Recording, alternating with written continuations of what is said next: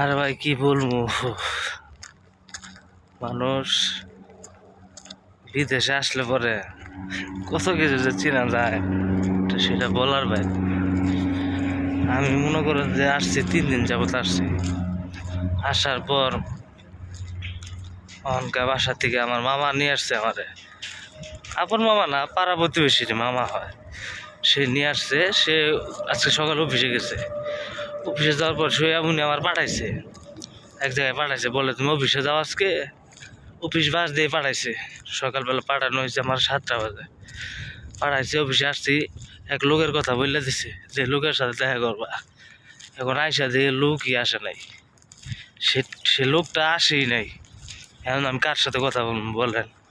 এখন আমি যে ফিরা যাবো, আমি বাসাও চিনি না, জায়গার নাম মনে নাই, বুঝছেন? আমি আসছি 2 দিন ধরে, বোঝেন না, কিচ্ছু মনে নাই গা।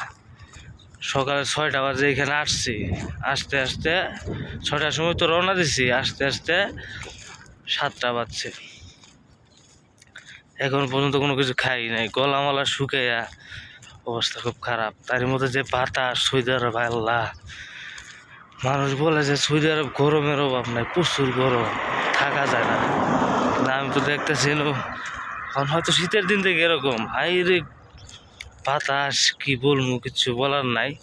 এত বাতাস, আর সারা শরীর ঠান্ডা, নাক মাক মনে করেন যে শুকাই গেছে গা, মুখ শুকাই গেছে গা। ঠিক আছে, এমন একটা অবস্থা হয়ে গেছে। সেটাই বললাম, আসলে বিদেশ আসলে পরে আত্মীয় স্বজন এগুলো কোনো কিছুই না, যার যার চিন্তা নিয়ে সেই মনে করেন যে অনেক কিছু। উনি কিন্তু পারতো আমার একটা দিন ছুটি কাটায় অফিসে আই না কাজ টাজ বুঝাই দিতে, তারপরে কিন্তু আর কোনো ঝামেলা থাকতো না।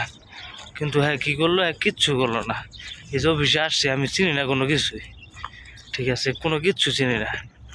তাহলে আমি কেমনে এখান থেকে যাইতেও পারতাছি না, কি একটা বিপদে পড়ছি দেখেন।